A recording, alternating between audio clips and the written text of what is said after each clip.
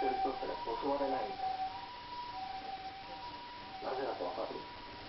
カラスの警戒心が強いから。カラスのことよく見てるから。例えばね、街の中で僕もカラスの人としてるでしょ。